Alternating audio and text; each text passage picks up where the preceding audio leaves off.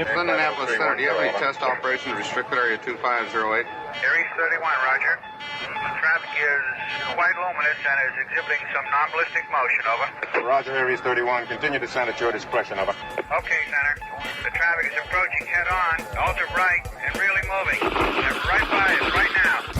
There are 1,000 UFO sightings reported around the world every month. 90% of these sightings can be explained, but 10% cannot. Officially and unofficially, the U.S. military has been investigating UFOs since 1947.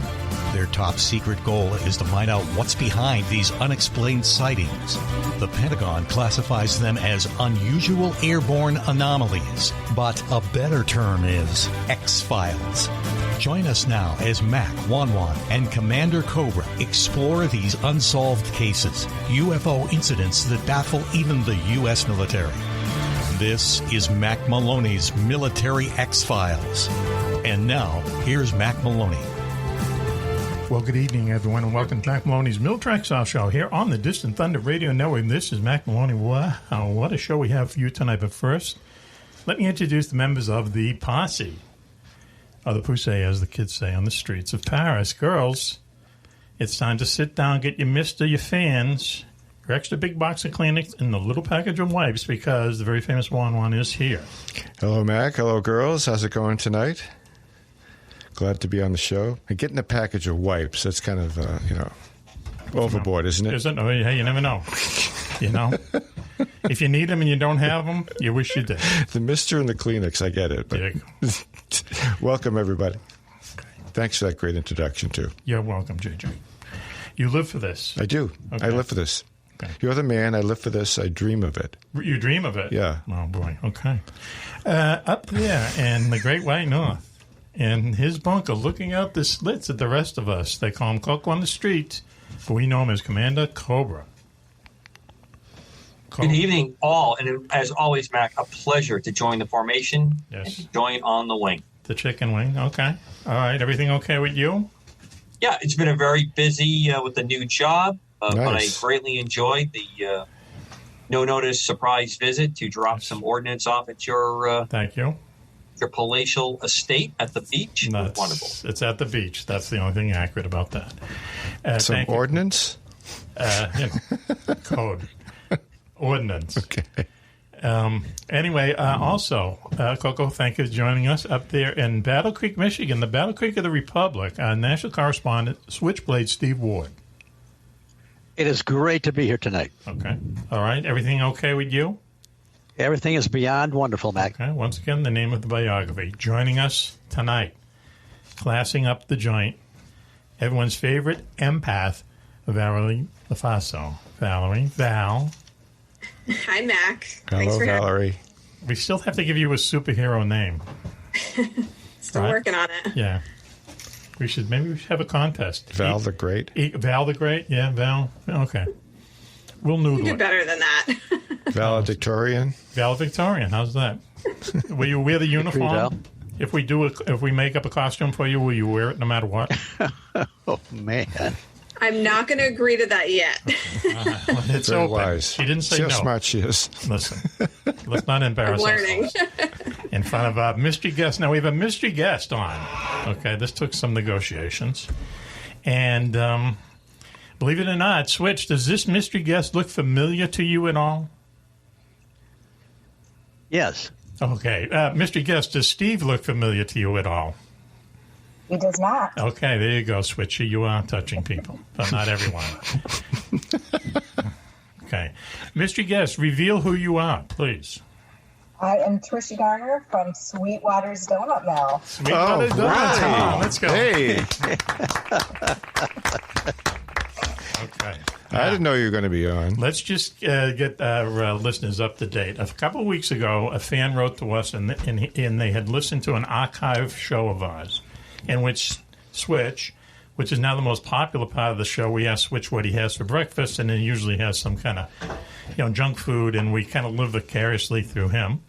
And he said that he had 2 donuts from Sweetwater's in Battle Creek, and it was like I know it was a maple glazed. What else was it there, Switchy?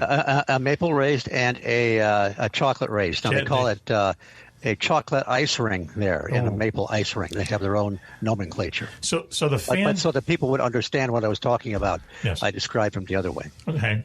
So the fan wrote to me, and then he wrote to Tricia down at the Sweetwaters, and so we said, hey, it'd be fun to have these 2 meet, right?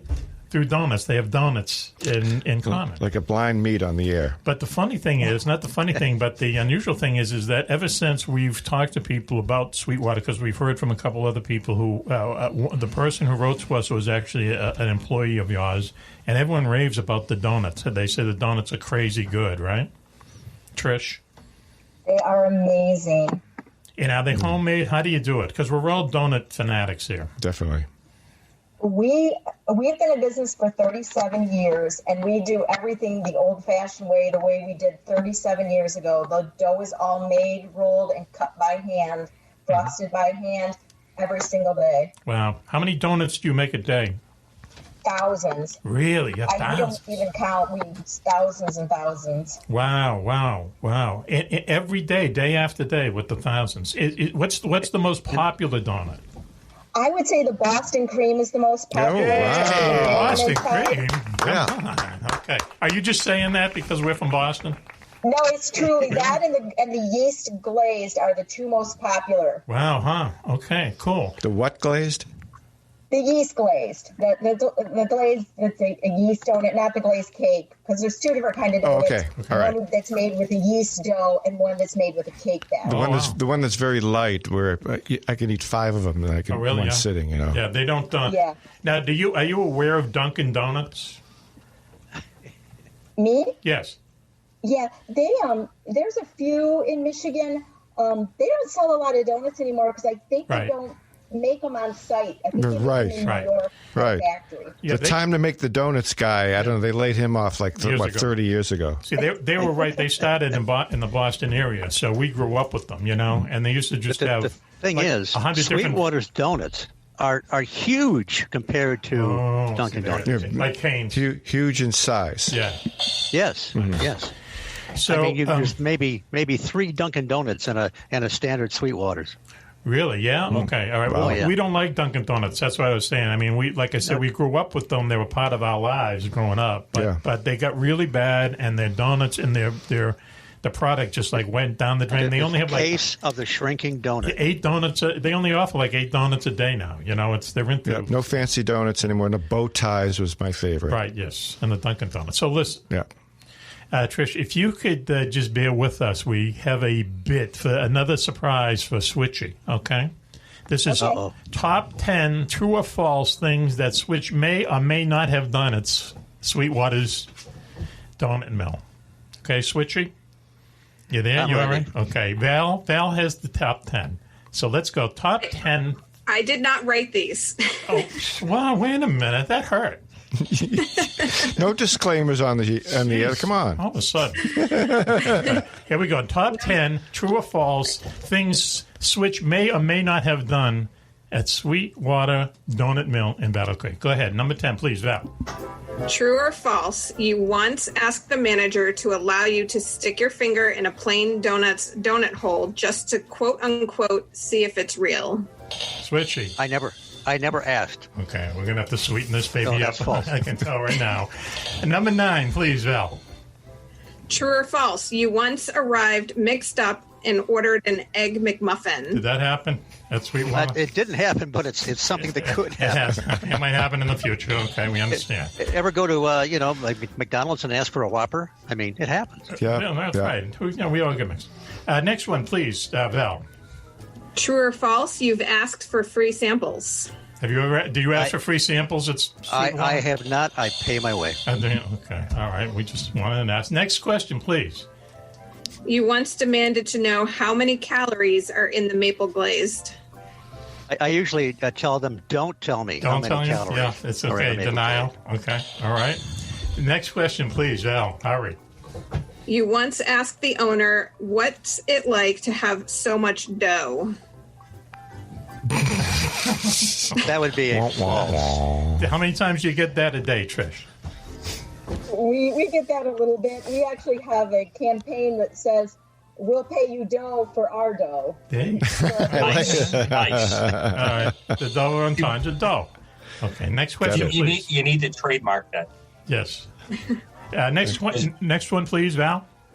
You once returned a half-eaten donut to the counter and asked for a refund, saying, "This donut is just not me." This donut is just not me. The Zen donut. You took a bite out of it. I never did that, but that reminds me. You get refills there. You go up and have your cup. If you're eating there, you can go up and get a refill. Nice. On the coffee. Okay. All right. Nice. Do you have a how big is the Battle Creek store, Trish? Oops. We lost her. We lost her sound. We lost her sound. Trish. Hi, Trish. We lost her sound. Okay. Why don't we go to the next question? No wonder she wasn't laughing. She wasn't hearing us. Go ahead. Next question, please, Val. You once asked the manager, "Where do you hide all the holes?"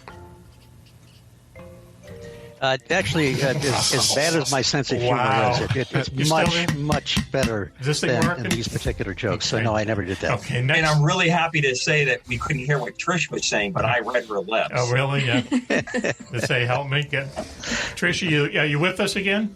Hello, Trish. Okay. We can't hear. We'll fix it in a minute. Next question, please, Val. Next one is, you once arrived wearing a mask and said, "Stick 'em up." Didn't you tell us that on an earlier show? I have never done that in any establishment anywhere. Okay. So you say, okay, next one, please, Val. You once regaled other Sweetwater customers with tales of your adventures in Donut World. Right. You go to Donut World every once in a while, don't you? Yes, that's true. Okay, that's one is true. Okay, and hopefully the last question, Val. You once took hostages at Sweetwater and then told the cops, "If they name a donut after me, no one will get hurt." Sounds like switch. Turned out they already have a donut named Steve, I think. Oh, do they really? Yeah. Out. Okay. Well, think of something else. Well, thank you, Valerie, for doing that for us. Good job, Valerie. We'll see if it makes it on the air. So why don't we do this? Why don't we take a commercial break now, and then we'll come back. Let's do an on-air thank you of Trish, even though she's been driven to silence. Right. We're gonna come back, get her on, and then come back and finish the segment. How's that? Everyone happy with that? All right. Okay. So This is Mack Maloney for the entire gang. We'll be right back after this. Where is the Sea of Moons? Is it on the moon? Or in a haunted part of the Pacific Ocean? Or is it just in our heads? What if you dreamed of meeting a beautiful Irish girl, but she turned out to be a cop? What if you dreamed that you were on TV 24/7, but only the government knew the channel? And what if you dreamed you were shipwrecked on a deserted island and rescued by 5 lovely castaways, only to have some real pirates ruin the party? Then you should wake up and read The Sea of Moons, the latest installment in Mack Maloney's best-selling series, codename Starman.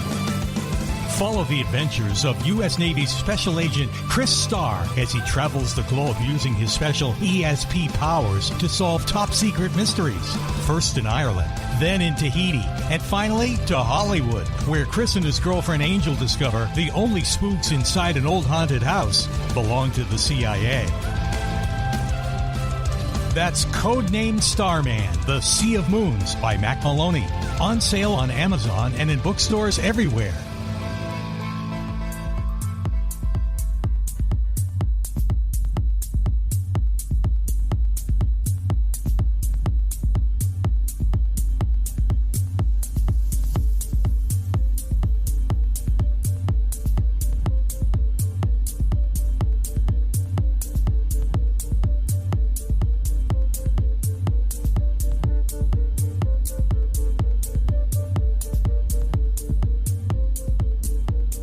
Welcome back, everyone, to Mack Maloney's Mill Tracks House Show here on the Distant Thunder Radio Network. This is Mack Maloney. What a show we have for you tonight. But first, quickly, I will introduce the members of the Vossi. Girls, the very famous Juan is here. Hello, Mac. How's it going? Hello, girls and guys. The equally famous Commander Cobra up there in his bunker, Coco. Evening. It's always a pleasure to be on the line. Okay. Chicken wing. Okay, up there, our national correspondent, Battle Creek, Michigan, the Battle Creek of the Republic, very famous. Switchblade, Steve Ward. I actually said very famous. Sorry, I will cut that out. Switching. Great to be here. Okay. Wow, look at his background. Okay, we're a radio show, but that is donut heaven. That's exactly what it looks like. Perfect. Okay, so anyway, we're talking a lot tonight. Also, I can smell them, I think. Also joining us is our favorite empath, Valerie LaFaso. Val, how you doing? Hi, Mac. I'm good. How are you? Okay, we're doing okay. And our mystery guest, not much of a mystery now, is our good friend Tricia from Sweetwater's Donut Mill in Battle Creek, Michigan, someplace where Switch is known to hang out in the morning. Okay, so no, not just morning, not just any morning, afternoon, some morning. Oh, really? Yeah. Okay. All right. Yeah. So Trish, thanks for joining us. Yeah, definitely. Good to be here. Okay, and how many people can fit in your restaurant? In the best of times. 20. Yeah, real 25. Okay. And is it purely donuts and I mean stuff like donuts, baked goods, and coffee, or do you have sandwiches? Do you have the whole 9 yards? It's only baked goods. We picked one thing and we perfected it. It's 60 different varieties of donuts, Whoa. fritters, cinnamon buns, there you go. long johns, muffins, donut holes, which aren't actually the hole out of the donut. Mm-hmm. And that's all we carry, nothing else. No sandwiches, no soup. See, there you go. Good. That's it. See, that's how Dunkin' Donuts ruined their business model. Yeah. They started giving serving soups and sandwiches, and then these coffee drinks that are like milkshakes and stuff, and it's like. And then all people want is donuts and coffee. It created delays and some. If you just want to go in and get a donut and coffee, it was a delay. Yeah. Because they're making all these sandwiches and stuff. So anyway, and then there's not enough rack space for the variety of donuts you can see that you used to deliver. So you can see we feel passionately about donuts. Yeah, definitely. And they have a counter there where you can sit at the counter. Yes. And they have several small tables around. Yes. Wow. Mm-hmm. Counter service. Do either one. And you get if you eat there, you get your donuts served on a plate. Wow! And you get a real coffee cup. None of the styrofoam. Are they hot donuts? Do you have a hot donut choice? Trish, you do hot donuts ever? Yeah, we'll warm anything up for you. Or if you come in and you say what just came out, we'll run in the back and get you what the baker Run in the made. back. Oh, man. Yes, are you I can kidding attest me? to that. I've asked for donuts that I couldn't see there on the where you can see them visually, but they will go back and get the fresh ones for you. But did you know they were there telepathically? Is that how? I was. No, it was more like a hope and a prayer. Really? Okay. Well, it worked out as a. So it was a spiritual kind of. Yes, it was. It was so a matter are of we talking? faith. This is like a cathedral to the donut. Is that what we're talking about? St. Donuts. That's a good description. Yes, St. Donuts. It's kind of a religious experience you can sometimes. worship a donut in only specific places, and it sounds like Sweetwater's a place to. Yes. Okay. To I had no idea where he was say going. a donut rosary, if you will. Donut rosary. Good name for a band. Actually, what I do when I go there, if I'm out and about, and I decide to go in for some donuts, I usually have a book with me. Yes. And I get my donuts and I sit at my table. Yes. And I drink my coffee, and I can go up and get a refill or two. Okay, for free. And I just enjoy my book, and it's a nice atmosphere. You have Switch. to. I just had a thought. Do you think Mac should send some of his books to Sweetwater? People, could read at the counter. Yes. Read at the counter. Well, yeah, sure. Yeah. Little rack up. Yeah, absolutely. Yeah. Just don't have any kids read them. But, and so, Switchy, I hope you tip the hell out of them, do you? You have to now. I do. They have a tip cup, and they always get a decent tip from me. Well, but not decent. Do you have a favorite employee that waits on you? Hang on. I don't know any names, but Minefield. They all take carefully. really good care of me, and so I guess I don't have a favorite. Although there is one lady there. Do that they wear we name talked tags? About just in passing some of the political matters, just kind of nothing too detailed. Okay. Just kind of. You know how when you talk to somebody about politicians and you kind of agree and you move on. That kind of thing. Okay. Sounds like Kim. Okay. It could be. Yeah. Let me ask you something, Tricia. Do people dunk donuts out there in Michigan? Do they dunk their donuts? Hello, Tricia. Hi, They Tricia. do. They dunk the They dunk the old-fashioned. Okay. Yeah. The Right. old-fashioned The old-fashioned cake The others donut. are Yep. pretty hard to dunk because of that. Sure. Okay. All right. Right. I understand. We're going in now. So listen. So Switchy. So when let's hook up a meeting here. Let's. I didn't want to use the phrase hook up, but let's arrange a meeting here. There, Switch. Okay. When's the next time you can go down there between now and next Tuesday? Let's see. There's consult your calendar. Yes. Check your yes, invite. my Rolodex. Right. Gee, I'm so busy. I think I'm fairly open. Okay. And Trish, are you there all the time? Are you the manager? Trish? Okay. We're also going sign language. All right, listen, why don't we do that? Why don't we set up a time with Trish? Well, it's family-owned, so I'm second generation of the generations. So, Okay. Yeah. yeah, I can meet with him anytime Wow, there you go, Switchy. Man, wow. oh, man. Okay. at Sprinkle or Battle Creek. There you go. Well, that's code for something. Sprinkle what? So The Kalamazoo branch is on Sprinkle Road in Kalamazoo. you might want to change the name of that street. But anyway, listen. We had nothing to do with it. And on Stadium Drive by the campus. Okay. Got it. Sweetwaters Donuts. Got it. Listen, Trish, thanks very much. And listen, we're going to talk to you very soon, and I'll get in touch with you tomorrow about different things, okay? But I was send thinking, you guys if sweat to try and make it real fun. You're going to spoil us. us. Come up with some creations for us to make. Okay. That sounds good. You're pulling the pin out of the hand today, believe me. Okay, Tricia, let's come on. All right. Sweetwater Donuts. Yep. All right. Thank you. Nice to meet you. Thank you. Yep, you too. Bye-bye. Thanks, Tricia. Bye. Bye. Excellent. Bye, Tricia. Right. We know someone in the donut business. That's great. Val, what do you think? What's the vibe of the room there, Val? I mean, how can it not be good when you're talking about donuts? Yes, Definitely. Yes. Okay. We have to figure out what kind of donuts do we want them to send us, and then they said we can. I'll tell you right now. Put me down for either the old fashioned or the fritter. That's the whole spectrum. It's not the drink. Okay. All right. Listen to this. Why don't we take a commercial break now, and we'll be right back after this. You listen to Mack Maloney's Mill Track Saw Show here on the Distant Thunder Radio Network. We'll be right back after this. Imagine you knew what was going to happen 2 seconds before it happened. Imagine you lived with the world's most beautiful supermodel. Imagine you drove a Jaguar with machine guns behind the headlights. Well, it's time to stop dreaming and start reading about Navy Lieutenant Chris Starr, hero of Mack Maloney's new best-selling paranormal detective series, Codename Starman. Who murdered the most beautiful tea girl in San Diego? Who's bombarding a small Massachusetts town with heavy artillery on Christmas Eve? Who's causing the mass murder of terrorists in the jungles of Africa? These are the cases Lieutenant Chris Starr must solve in the Kalashnikov Kiss, the first book in Mack's exciting new series, Codename Starman. Follow the Starman as he uses his psychic abilities to crack cases the U.S. Navy has declared too unusual. Find out why the Pentagon calls him the X-Files guy. And what is the wormhole anyway? To find out, get your own tomato can and be ready for action, strange adventures, paranormal activity, and lots of cover models in Codename Starman, The Kalashnikov Kiss by Mack Maloney. On sale now at Amazon and your local bookstore.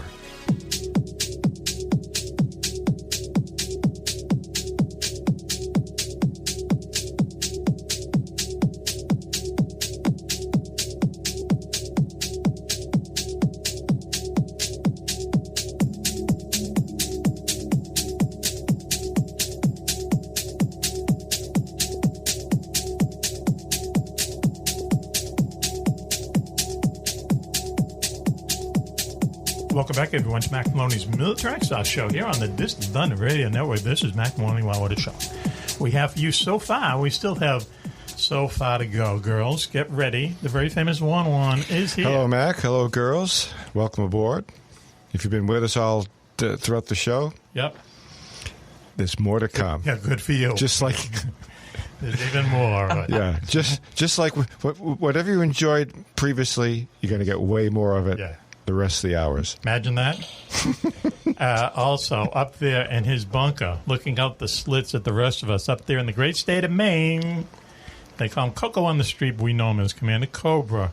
Coco. Just like to say, Mac, thank you so much for once again being on the wing, doing the work of the angels. That's how I kind of view us. The chicken wing, okay. He flies with the angels. Yeah. Notice the T-shirt tonight? No, what is that?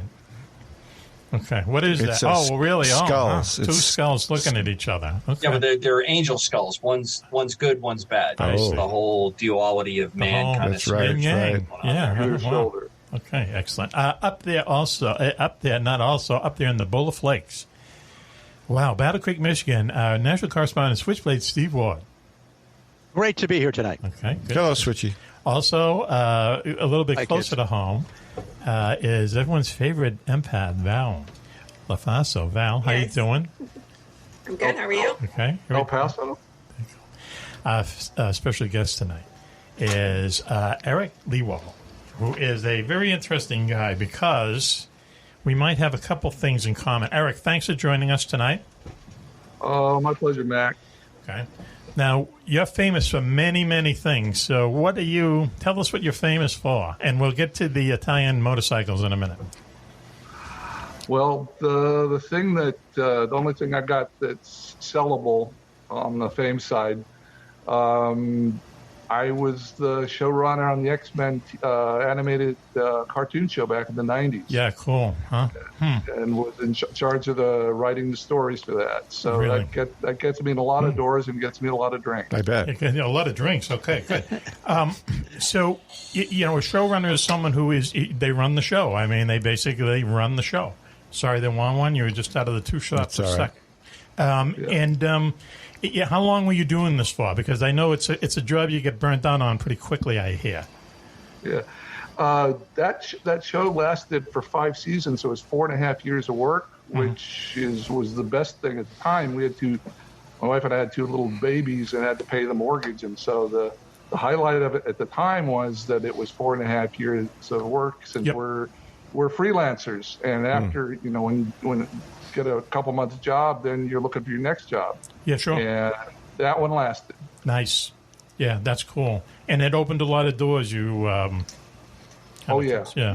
did well. It's TV animation is kind of a quiet little corner of the business out here. Not a lot of people make a career out of it, but it's been great fun for me. And was on staff at Disney and Hanna-Barbera, and it's been good to me. So X-Men was one of those lightning in the bottle. I've worked on 40-some shows, and that one clicked. Yeah, cool. Don't blame me, but it was a hit, and people still watch it. Oh. How'd those bastards at Disney treat you?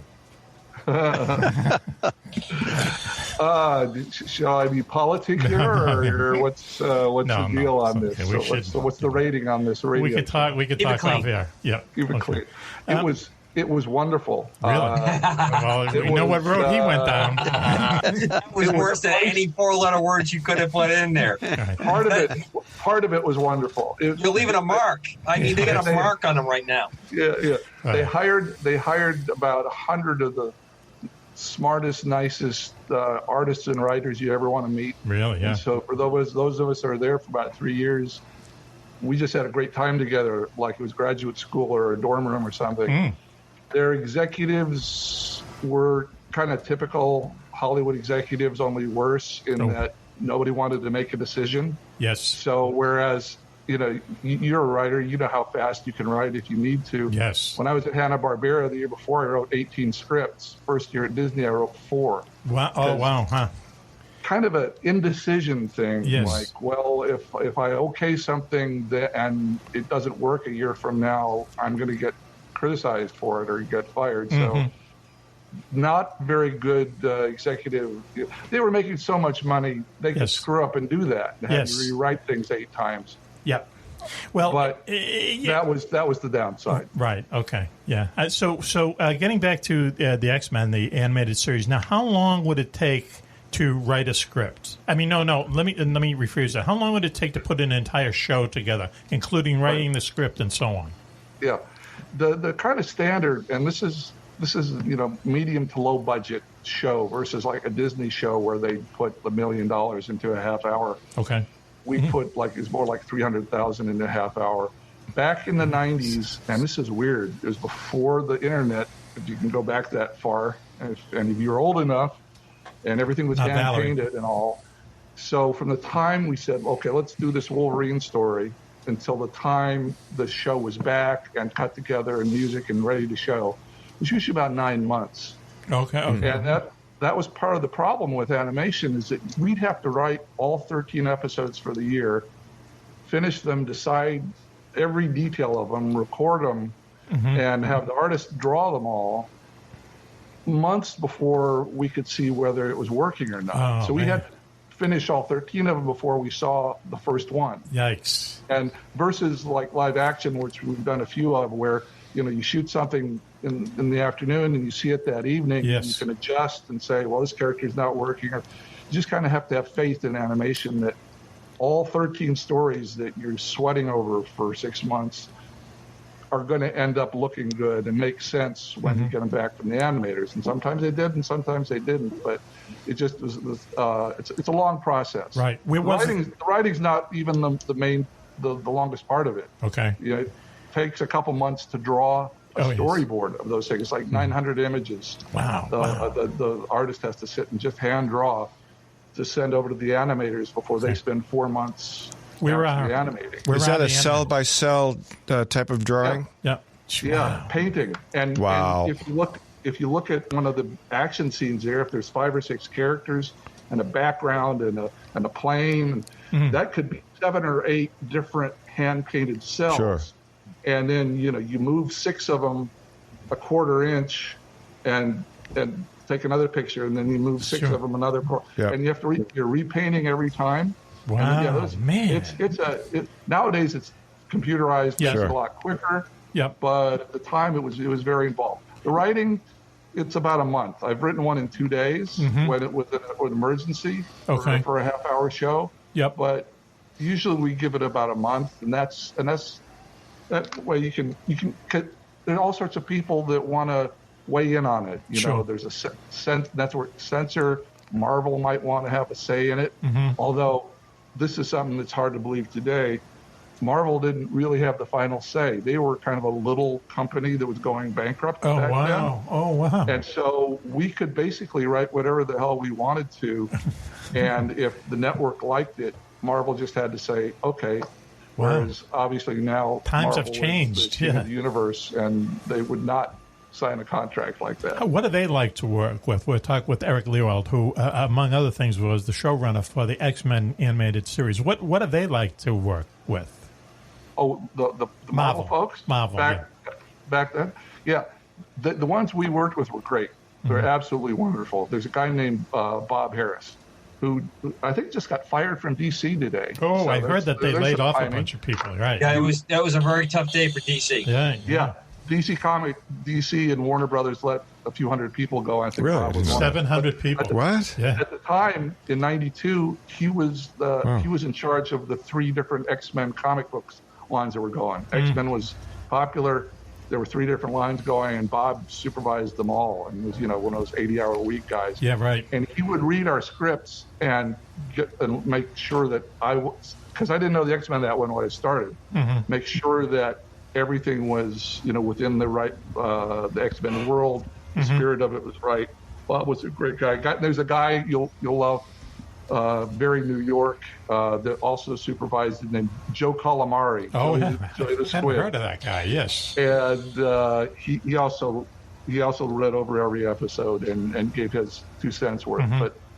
But basically, as long as we kept the spirit of the books and the spirit of the characters, they were pretty easygoing with their notes. Right, yeah. That's good. I mean, I know what you're talking about, where you would hang around, hurry up and wait. I worked for General Electric for a long time, and we would write a press release, and I'm not kidding you, it would go out 6 weeks later. We had to be looking 6 weeks in the future because so many people had to approve it and sign it and change it, and then we had to it was crazy, and you just can't wait for the day to be over, and I can see that happening to you 13 times in one big day. I mean, when you would look at, where would you send them out to be animated? Over to Korea or someplace?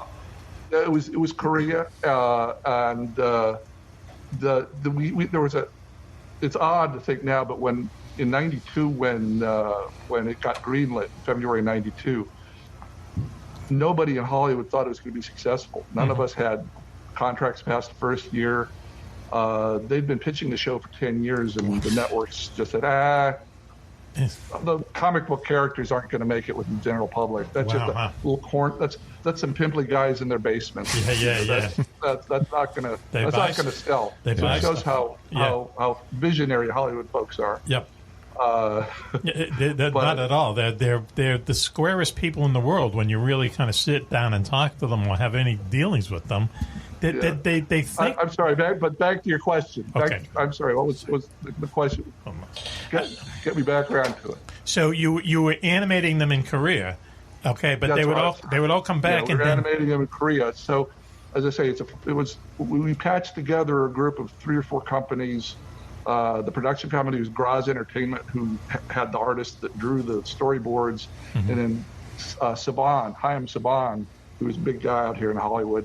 He had a little company, animated company that's big into music, and he paid for the writers and the music part of it, and Fox was involved. So there were half a dozen, kind of cooks in the broth. So everybody needed to get a copy. When I write out like a 1-page story premise, everybody had got a copy on it, gave notes back to me. There was a censor at the, kids' TV shows are censored to begin with. Okay. But they're very careful about what goes out to kids. Right. And you're not supposed to hit anybody. You're not, no death, no blood, no. Really, you can't hit anyone. And here we have super beings, fighting huger super beings, blowing up planets, and we're supposed to do it gently within the confines of kids' rules. Luckily, we had a great censor, which is not something anybody's going to say. Yes, her name was Avery Coburn. She loved the comics, and she came from primetime. So she let us get away with all sorts of things. Oh, that's funny. That anybody else supervising wouldn't have let us get away with. Right. In the opening story, we killed off one of the X-Men. We had one of the core characters die. Wow. And she said that was okay as long as it wasn't gratuitous. And never before or since have we had that opportunity. But we wanted to show that these were not silly little cartoon characters playing at this. Yes. That there was real jeopardy and there's real consequences to being a hero. How can you be a hero if you're never really in trouble or never danger. Really at risk? So you whacked one of the characters on your first episode, really? First episode. Jesus. And in fact, we put him in there specifically to kill him. What was his name? Morph. And what was his powers? He, as would be indicated by he was a shapeshifter. Okay. Oh, okay. All right. Yeah. And there's all the weird stuff you go through. We wrote it first with a Native American character, Thunderbird. Okay. When we first wrote it, then somebody had the idea. Wait a minute, it's the only Native American character on the show, and you're going to whack him in the first episode. No. Let's not do this. Okay. So we put somebody else in, and we tried to pull people from the comics that fit. And there was a character named Changeling who had sacrificed himself for the team in the comics. So we put him in. Yes. Okay. We got a letter from the lawyer saying, wait, DC has a character named Changeling. And we looked up and he said, well, but theirs came 3 years later. It doesn't matter. It's going to be a lawsuit. Keep the character, change his name. So I just called him Morph.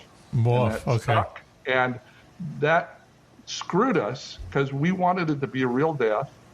And then when the show came out the following January, and it was a huge hit, #1 hit, and they asked all the 8 or 9-year-olds who their favorite character was. Never asked little children their opinions on things. Yes. They all said Morph. He was in 1.5 episodes. He was in one story, and we killed him, and we just made him too sympathetic. Everybody grieved over him, and so all these kids remembered him. And so we had to bring him back. Oh, I was going to say, you brought him back. That's okay. The network. Yeah. You killed him off screen. It'll be one of those soap opera things where you think he's dead, which at the time was very depressing. But he busted out of his coffin, right? No, how did he come back? We brought him back with PTSD, so that made it. Wow. That made it work for us. Okay. Switchy, I know you must have a question. Switch, please. Oh, heck. Well, first off, I had the first X-Men comic book, #1, when it came out. I had discovered the Marvel superheroes in the early 60s. And boy, when they were advertising, the Avengers and X-Men debuted the same month. And man, I got those in my hand. Written by, rather illustrated by Jack Kirby. Right. So my question is, what are there particular illustrators in comics or animation that have inspired you? Well, Jack's about as top of the God list as you can get, for sure. He's phenomenal. I mean, still phenomenal. Yep. I just love his covers. I don't even have to read the book. I just like to get copies of his covers because they're so explosive and so beautiful. For the show, we looked at a couple dozen different styles because there'd been 30 years of X-Men, and so maybe 100 different artists had tried it. Wow. And for animation, it's really expensive to animate detail. Whereas in a comic book, you can jam all the detail you want in that page. Yes. You have plenty of time. But you move it once, and you've just spent your whole animation budget. It was too much. So this kind of a Jim Lee's drawing was very simple and economical, and we liked it. It was popular at the time, and so that's what the artist. I'm not an artist. I couldn't draw a thing, but the head designer, artist, head producer Will Mineo chose Jim Lee, and there's a story to that too. We had designed the whole thing. We're about 3 months into this, and you know what deadlines are like. Yes. We'd written most of the scripts, half the storyboards have been drawn, and we get a note from Marvel saying, you have to redesign the whole team because we're not going to use Jim Lee. What? This is terrible. This fits for us. There's no time, and this is what's right. And no, they insisted. They wouldn't tell us why. We found out later it's because Jim had left Marvel to set up his own company with 6 other artists. Wow, huh? But at the time, we weren't told. So what our brilliant head guy, Will, did, he said, okay, fine, how's this? And he designed a really terrible-looking group that looked like a Hanna-Barbera Scooby-Doo version of the X-Men, and sent it in seriously. And everybody, Stan Lee, everybody freaked out and said, oh, my God. And finally, backdoor discussions, they said, okay, well, let's keep the Jim Lee look. Wow. Were you familiar with Paul Smith at all? I remember I'm not the historian. If you could get the head artist director, Larry Houston, on board one day, you could talk to him for 20 hours because he knows he's got that backwards and forwards, but I do know Paul Smith stuff's beautiful. Yeah, he did X-Men. I was followed comics off and on for a while, but I remember specifically how well I thought he conceptualized characters, Paul Smith, and I don't know how well he was thought of in the industry, but I'm glad you know of him. Yeah, absolutely. Hey, we're talking to Eric Lewald, and he was, among other things, the showrunner for the X-Men animated series. Where are you, Eric? I get a feeling you're out in Garlywood, right? Yeah. Glendale, California. It's kind of up the hill from Hollywood and downtown LA. Residential bedroom community kind of place. Do you see a lot of strange things flying over your house? and there's some. Oh, I'm sorry. Go ahead.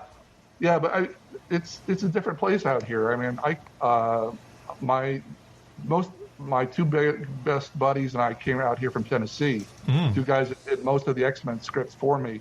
Mark and Michael Edens and I came out. We were University of Tennessee buddies. Okay. We loved movies.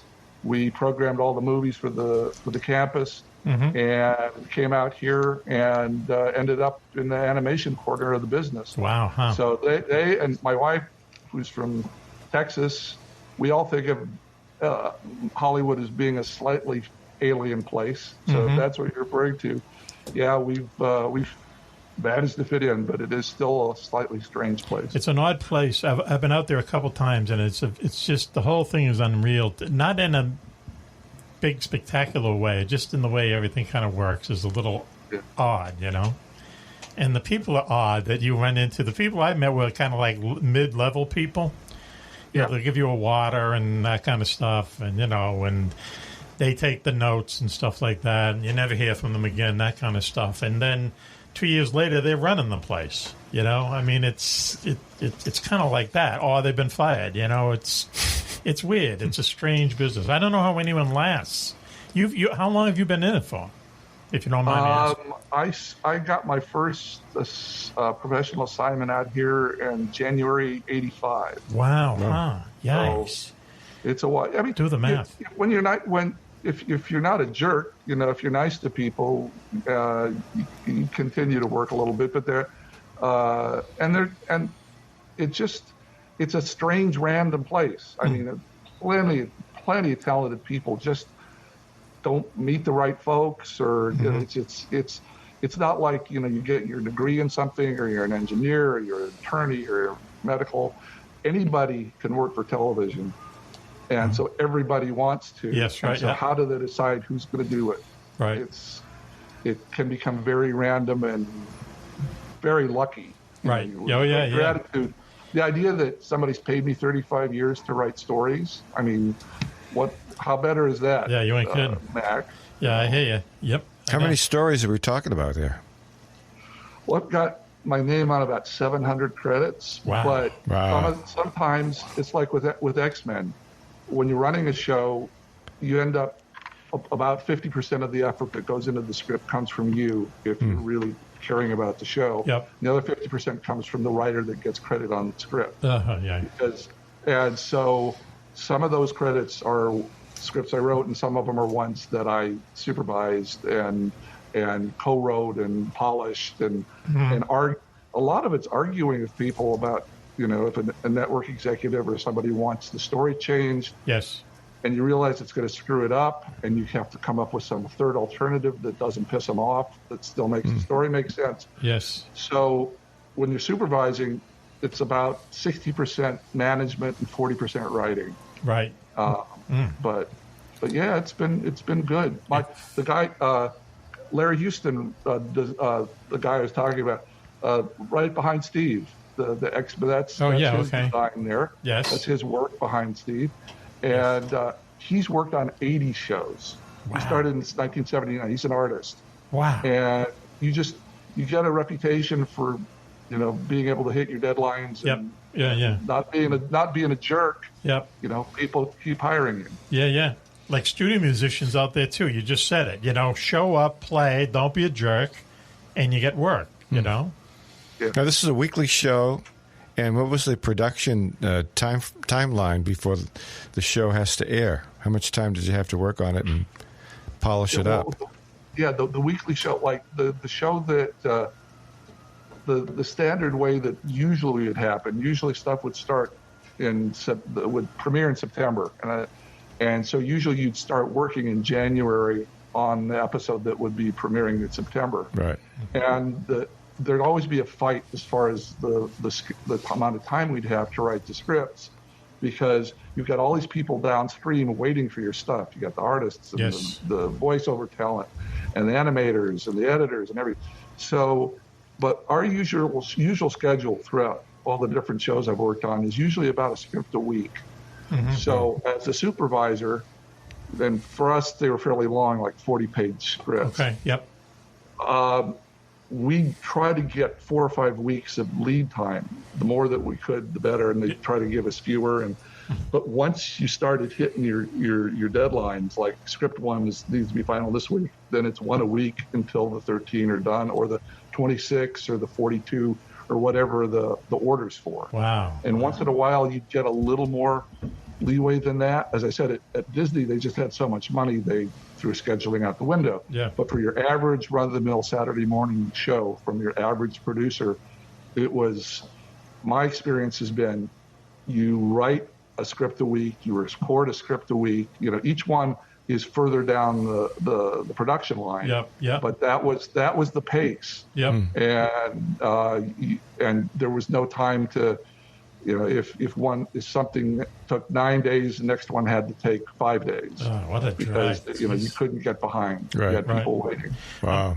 We're talking to Eric Lewald, who he has many, many things that he has done. One of them is he was the showrunner for the X-Men animated series, and so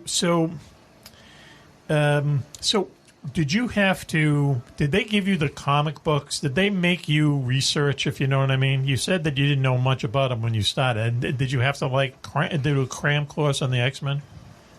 A serious cram course, and that was just more me wanting to, respect who we were working with, than them insisting. Mm-hmm. Marvel had, from the '60s, had tried to do some animated shows, kid shows, and they usually come out pretty silly and kiddie, mm-hmm.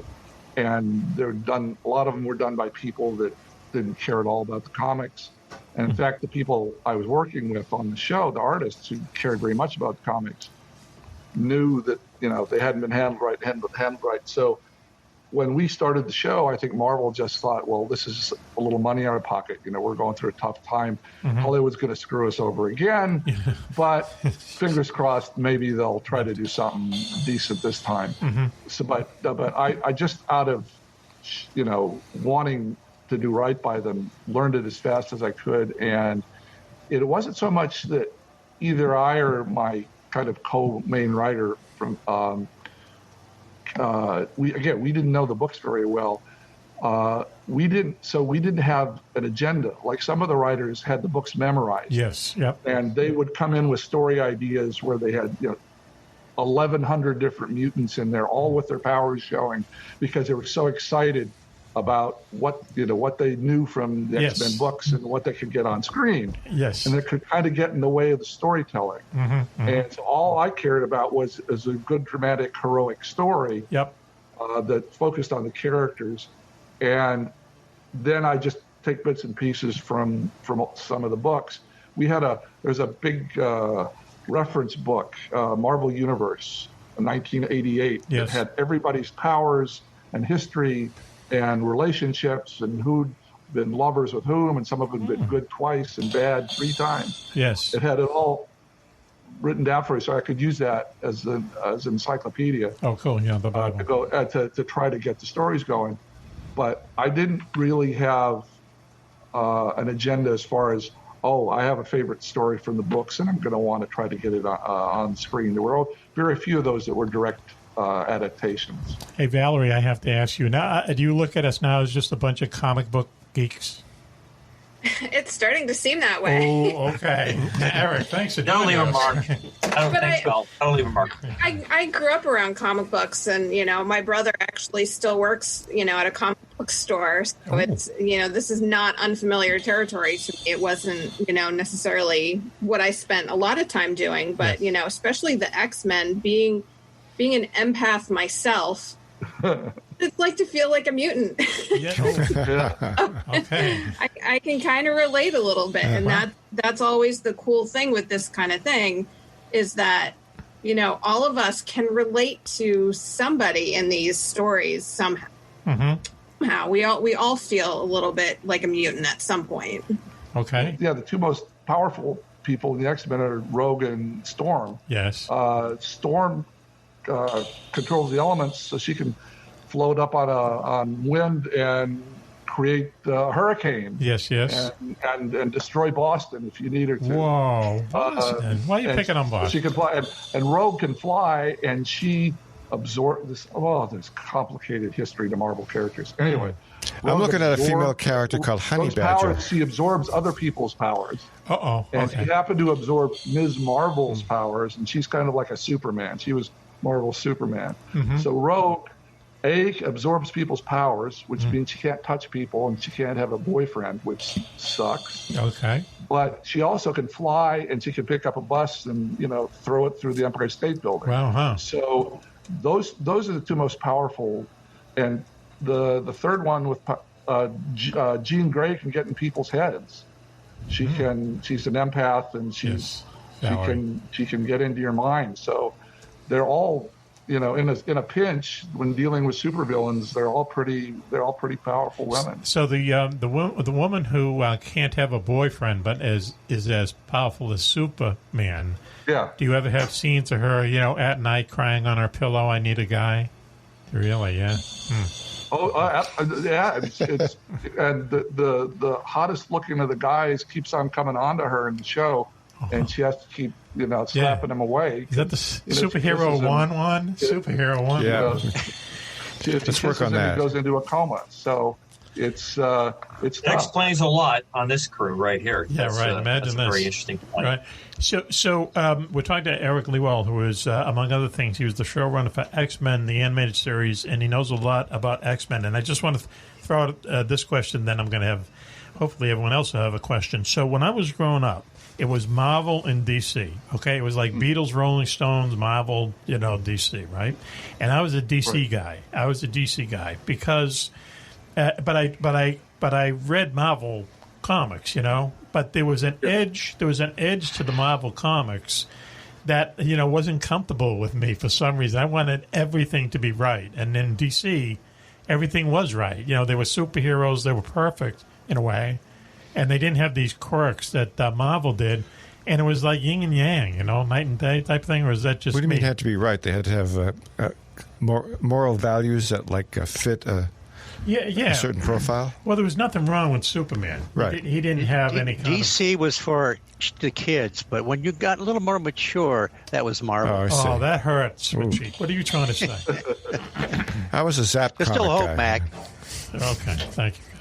So I mean, but they did that on purpose. They were the anti-DC. I'm assuming that was the business. Oh yeah. Well, they were very innovative, and DC was. I remember I've been reading these histories of DC and Marvel and how they would go back and forth, and originally. DC, the suits of DC couldn't understand why you'd have pages and pages of Peter Parker having a conversation with his Aunt May, where's the action or whatever. So they just couldn't understand what the attraction was. But in some ways, Marvel was. You had Peter Parker was that tortured teenager that we all were to some degree, even though he's fighting Mysterio and the Vulture and all that stuff. Yeah, they say you identify with people like that, but I've never identified with a superhero, I mean, you never put a towel in your shirt and ran around the room. And I didn't say that, Switch. There were actually maybe some film of that Switch, but we don't probably want to bring it. Not that I did, but a friend of mine did. That's what made me think of it. You got pictures of that? Do you have a question there, JJ? You must. Well, I find it amazing how characters are created. Like, is it out of thin air, or is it people throw some attributes on the wall and see if it sticks? Like I'm looking at this character, Honey Badger, which to me has some appeal because it's Wolverine's sister. Is that right? And I was a Wolverine fan. Not to be confused with the exotic dancer. Exactly. I mean, that's what caught my eyes. It's Honey Badger. Honey Badger. So don't you get letters? Wouldn't they get letters on something like that calling Wolverine's sister Honey Badger? I think that's inappropriate and offensive. Well, I think that they have to keep cranking out. X-Men's been going for 57 years now. Mm-hmm. I feel sympathy for the writers. They have to keep coming up with something new, but familiar. Yes, it can't be wrong. It can't be outside the canon. It can't be have the wrong spirit for the books, but it also needs to be new and fresh. Right, hard to do. It's hard to do. No matter what you're working in, from movies down to animated series, it's just hard to do that. Does it have to be politically correct? Let me ask you that. It has to be politically correct, too, correct? Yeah. It depends on your time and depends on the person overseeing it. I mean, it has to be politically correct, but sometimes stuff slips through, or you just don't realize you're doing it, or it's not intended. Right. Like that thing with killing off Thunderbird. It didn't occur to most of us that it was politically incorrect, and then somebody mentioned it. So yeah, right. This could look bad. So, you're flexible when you're professional and you're writing for somebody else. You have to be. You try that. I mean, there's strange things like if you look back to Star Trek where Kirk and Uhura kissed. I think in 1967 and it was the first interracial kiss. They like 4 or 5 TV stations lost their license over that because they wouldn't show it. In Mississippi and Alabama, they wouldn't show the episode. Yeah. So you never know what's going on in the culture when you write something. Those bastions of intellect, So Tell us about the book. Now you have a book out. Yeah.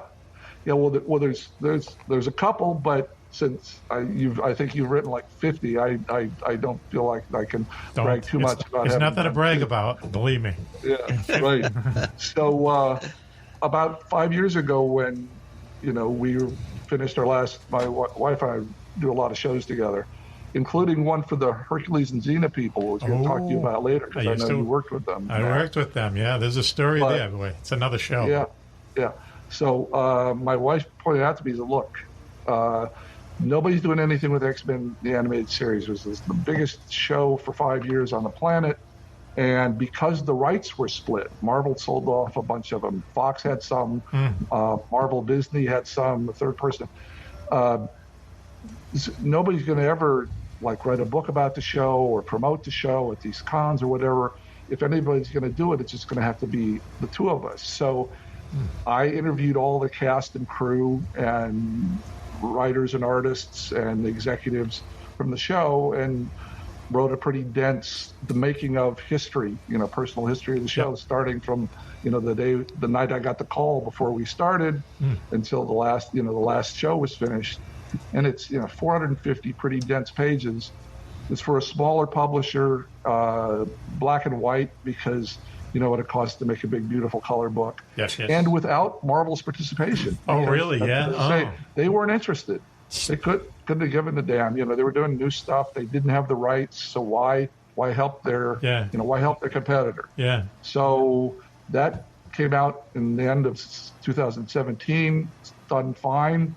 Very proud of it. And it's just for anybody that loved the show. It just has detail after detail of some of the stuff we went through, almost having to change the design and everything. Right. The second one's coming out in October, and that picture behind Steve there, that's the highlight of it. It's all now Marvel got on board. About a year ago, a guy from Marvel called me up and says, I'm so-and-so, I'm head of international licensing for Marvel. I thought, oh, damn, they're going to sue me for having written the first book. Yes. And he said, oh, no, you're not in trouble. Everybody in the office loves the book.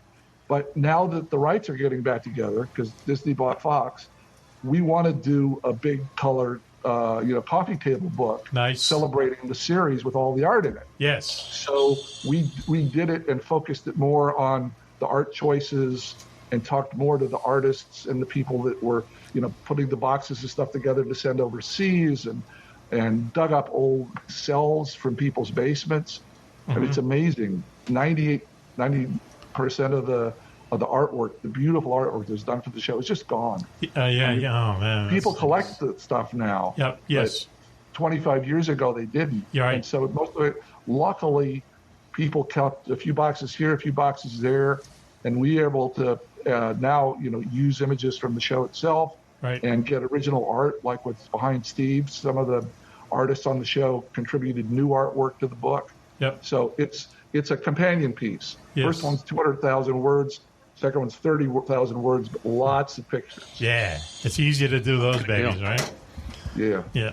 So, Eric, thanks for joining us. We really appreciate it. What's it like working with your wife? Someone has just passed me a note.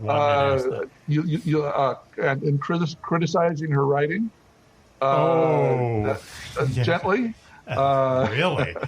What we tend to do, this has kept us undivorced. Go ahead. Is that we'll get a show and say 26 episodes, and we'll talk through for a few days, and then she'll take half the episodes and I'll take half the episodes. Oh, cool. Yep. And we won't get too bothersome, and we'll help out a little or comment a little on what the other one's doing, right. But basically we each get half. And when we're done, we're happy. So, what are the other shows that you've done? You and your wife have done. The one for the Hercules and Xena people for Fox Network, we did Young Hercules, starring Ryan Gosling. Really? No kidding! 17 and a half. Wow. He was 6'1" and like 130 pounds. This skinny little guy. Wow. But they had to work out like crazy and like draw muscles on the show to do a half-hour Young Hercules. He was such a better actor than anybody else that tried out for the role, that he won it, even though he was too skinny for it. But we did 50 episodes of that. It was great. did one called Mummies Alive. We did one called RoboCop Alpha Commando, is based off the movie. Nice. And a lot of action stuff. Street Fighter, based on the video game. Beetlejuice. You're getting a sense here. It's a lot of boys' action stuff. That's cool. We did a not very good version of the Avengers because they wouldn't let us use like the top 6 Avengers. Oh, really? Yeah. The sub-Avengers. No Thor, no Captain America, no Iron Man. Well, what's Why the point can't of we that? use it? Well, we're saving them for their own shows. Oh, jeez. So it was like the Ant-Man and Wasp show. Yeah, the Ant-Man and Wasp. It's not what the Avengers people were looking for at the time. So you're a good soldier and you do it. And what world do you live in? You live in a world of Ant-Men and and Wasp men and. Yeah, actually, one of my favorite shows to work on was Winnie the Pooh when I was at Disney. Oh, really? Yeah. Okay. Yeah. Really good characters. Yep. A lot of fun wordplay. Yeah. And it can be fun to pretend that you're 3 years old sometimes. Right. So that was a cool one. My wife wrote the Chippendales Rescue Rangers. She wrote 14 of them. Really? So Yeah. Okay. Yeah. So that was as I say, it was a fun time to be there because of all the talented people. So should we give out your address and everyone will send scripts to you, Scooby-Doo scripts and all that? Yeah. Would you like to see those? Yeah, I can think like a 3-year-old and send you a script. Hey, Eric, thanks for joining us. We really appreciate it. We love comic books. We just love X-Men. We love all variations of it. And thanks for taking the time to talk to us and illuminate us. Well, Mac, it was great of you to have me. I really appreciate the opportunity. Yes. Now, how about a superhero pack of radio guys where our cover is we're radio guys, we're wacky radio guys, but we really have superpowers. No, who would we put? Who could possibly be the villains that could handle you? Pistol Pete and Kyle. A good villain. I'd be a good villain.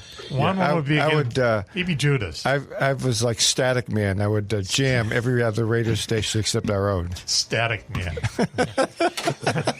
Eric, thanks very much for joining us. We really appreciate it. Let's talk to you soon, okay? Okay, thanks, let's give him. Come on, let's give him a real.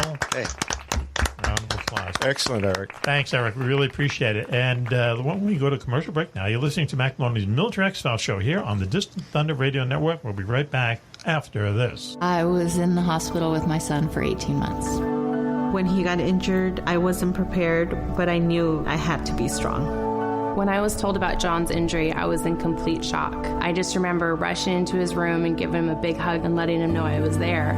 These veterans and families are just a few of the heroes we serve at Homes for Our Troops. For thousands of severely injured veterans, everyday life is filled with barriers. It was really the little things throughout the house. Counters that you can't roll up to. I had to drag my wheelchair down steps. I want to help, but he is so determined. At Homes for Our Troops, we build specially adapted custom homes with features like wheelchair access, roll-in showers, and automatic door openers that allow them to function independently and focus on their recovery and family.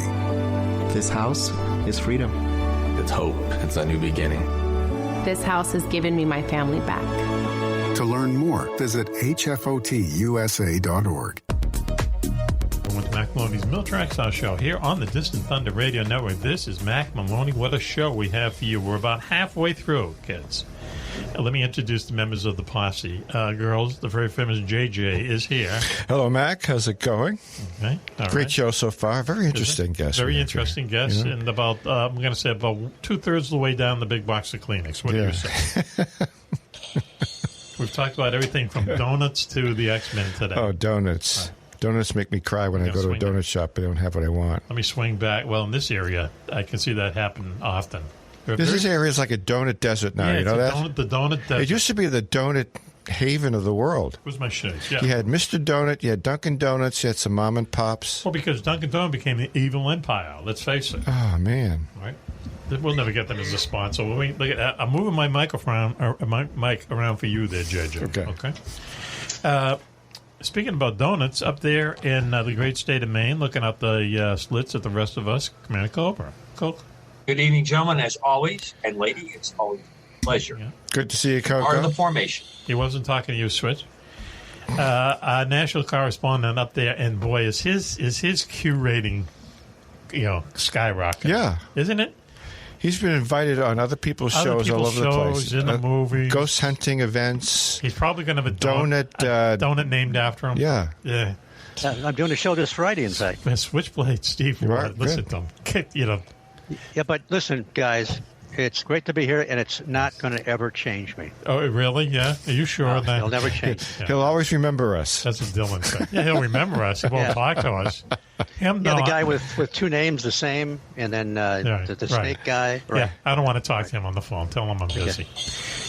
Joining us for some reason is our favorite empath, Valerie LaFaso. Valerie, how are you tonight?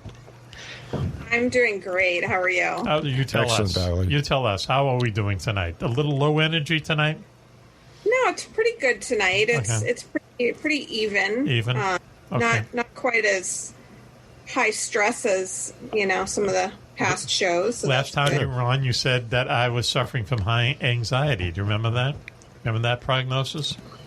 Yeah, I mean, sometimes there's a technical glitch that I think touch the nerve. Right to the third rail. Drives him crazy. I thought you were going to get over that, Val, when he took the keyboard and smashed it like a punk rock guitarist. He had to fix it. Right.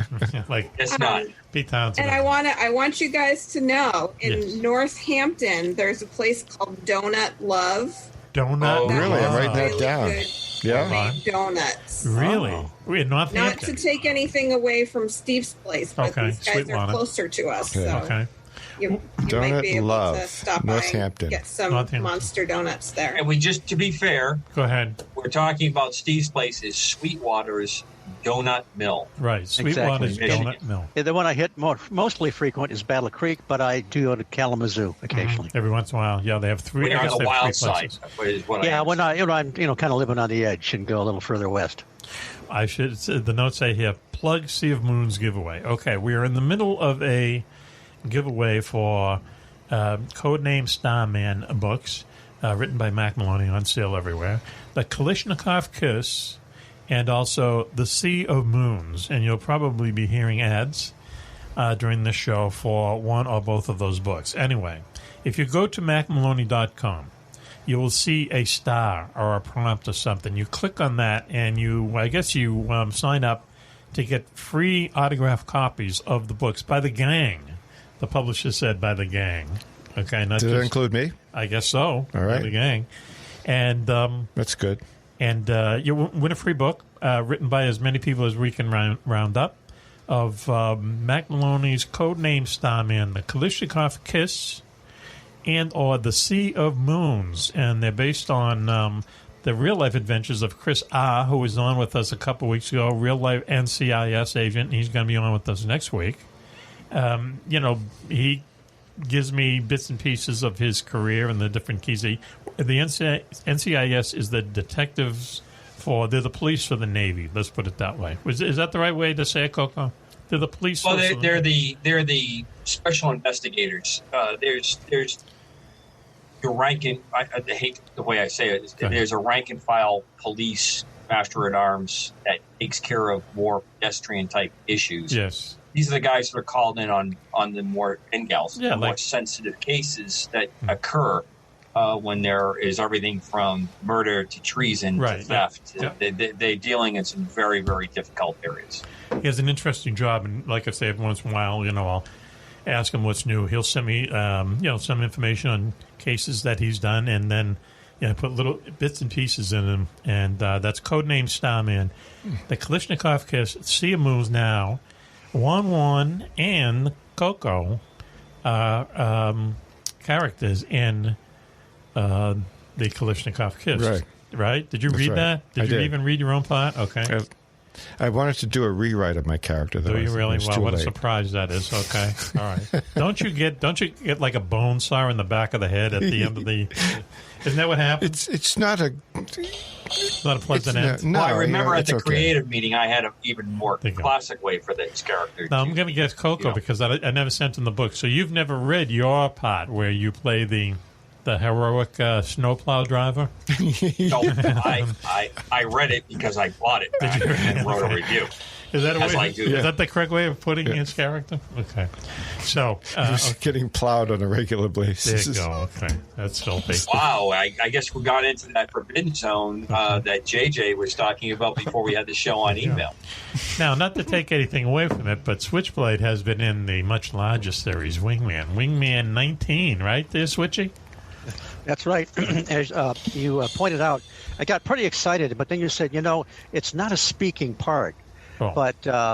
But you did explain that the character was giving off smoldering intensity, I think. That's right. I guess, that was good enough for me. I guess I might have told you that. Who knows? Well, if we're passing out the kudos on ourselves, and it appears that we are, I'd like to also say that in one of Mack's other series, wow, that I dutifully brought to the desert, to the deserts of Iraq during Iraqi freedom operations. Okay. Hopefully, he had another series of books where he used a character loosely based on my call signs. That's right. Really appreciate it. Absolutely. What was the name of that series? I forget. What was the name of that book? That was the Pirate Hunter series. Oh, that's right. Yes. Yeah, actually, you gave me a lot of advice to that. I really appreciate that. Thank you, Coach. You get the royalty check. Did you technically critique it? Yeah, well. He does a great job with the books. And I know the places that I nitpick with him on there, which is what caused us to have a friendship. Right. When I reached out to him and made and I meant it with an open and honest black heart that I have. The first letter. I would, he called me a couple of days before Christmas when I was on exchange duty and said, "Hi, this is Mack Maloney. What's wrong with my books?" That's how it started. Listen, hang on. Basically, Christmas Eve. No, well, basically, it's like a whole damper on the. It was like a whole right? Dickens thing going on there. I got my son, who's now serving in the Coast Guard, who's standing, at the counter next to me, and my face, obviously, the expression just. The turkey's coming out of the oven. No, the goose. There was a goose involved. No, the first letter I got from Coco. Okay, he's deployed over in Iraq or in at Persian Gulf, I think. Yeah, there's a storm. That's correct. Storm. 20 pages, yellow line paper, yellow, both sides, 20 pages. Tell me what's wrong with the books, okay? And I'm going, I'm not going to write this guy back. I mean, what am I going to write him back? An 80-page letter? So he sent me a T-shirt and a bumper sticker. Yeah, said, be happy with that. Leave me alone. You could have written. Did the T-shirt say "Wingman doesn't suck"? No. See, it just said "Wingman." In fact, I still have the shirt. Okay. One of my bullet shirts. Some people do that. Mac, you could have written back up your nose with a rubber hose. There you go. Well, but you were a gentleman about it, and you learned from it. And now what happened? He's still here. The show created out of it. It's like they were best friends. The freaking guy gave me a bottle of whiskey yesterday. It's like the Bermuda Triangle. Your place, my place, and Cobra's place. We've nurtured the friendship. Thank you. Well, let's be fair about that whiskey. When I found out there were 2 bottles in the New England region, I rolled in on that stuff like Al-Qaeda standing on a highway pointing AK-47s. I was there to in get a Toyota that stuff pickup. And get it to you. And explain to the audience your appreciation. Mm-hmm. My appreciation, what I'm drinking it right. The greatest compliment. I bring it upstairs. His lovely bride brings us out some lovely ice water. We're taking in the airs of the ocean. Yes. We're at his palatial estate at the beach. And he unscrews the top, and whammo, takes a hit. Yeah. And why not? It refreshes to me. He loves it so much, he keeps the empty bottles. That's right. If you don't go looking for your buddy's favorite kind of whiskey, how can you not after that kind I of like about eight empty bottles in the cabinet of. I just can't bear to throw them away. That's how much I like it. Anyway, Valerie, do you drink whiskey? Valerie, do you drink whiskey? Occasionally. Really? Yeah. Okay. Yeah. With what? What do you mix it It's gonna with? be fun at the party then, Val, because you're on the in crowd. You're going to the right place. You're hanging around the right people. What do you have? You mix it. You put like ginger or Coke or something into it. Or is it straight? You do shots? No, I've just ice. Ice. Wow. Takes it. Okay. All right. Good for you. There you go. All right. Unadulterated. Right. Just the obliterated comes later. Switchy, you don't drink. Are you a whiskey guy? I don't think so. I've had a couple times, but I'm not really not a drinker. No, really? Yeah. Well, remember that beer you served me in the local establishment out that way? You were about a year ago, if I remember. Turned out it was about 86 proof or something like that. Yeah. I know exactly where he took you because that's called a crowbar. That the goes in and it KBR. hooks your brain. KBR, that's okay. It's good for you. It's healthy. So anyway, listen, Switchy, what do you have for Tales from the Fringe? Well, what I have was I went back into the archives. I went looking at some of the old Fate magazines, and I came across one January 1978. And a researcher named Ted Blocher. This guy was, excuse me here a second. He was associated with the Center for UFO Studies back at that time. Now, the Center for UFO Studies was created by Dr. J. Allen Hynek. This was after Hynek got out of the shackles of Project Blue Book, and he could stop being kind of he had to be kind of a debunker for the Air Force. He had to kind of toe the line. But for a long time, Hynek had been saying that there was really something to this. So Ted Blocher was part of this group. And he and another guy named David Webb, I actually met David Webb years ago, who wrote 1973, Year of the Humanoids. They both, up to this time, this is 78 now, they chronicled about 150 humanoid reports from, probably the 40s and so forth, when the modern wave of UFOs took over. Now, these are what we call close encounters of the third kind. And that was a term coined by Dr. Hynek. And this is a situation where people usually see a craft, or of some kind, or UFO, but not always. And in conjunction with that craft, they see some kind of an entity. Now, again, to kind of set this up, he's talking about in this article a 4-week period in the fall of 1975 at different locations in North America. People might remember we have talked in the past a lot about a huge wave in the fall in 1973. I think the 75 wave is not as well known, although there are some classic cases there. So he looked at these, just these few that happened within a 4-week period in the fall of 75. And the thing is, this is, again, now when we think of aliens and alien abduction, we think of the Greys, the classic big-headed little short guys, skinny arms and legs, big black eyes. But this is really before that wave took over. In this time period and prior to this, you could very seldom find something that looked like a Grey, sometimes a little bit. But the variety of these humanoids was phenomenal. We've talked about this before, and this might actually help us try to decide what is going on here. What does it mean? For example, October 14th, 1975, Judy Powers. She's driving home from work near Alberta, Canada. She sees this something obscuring the road.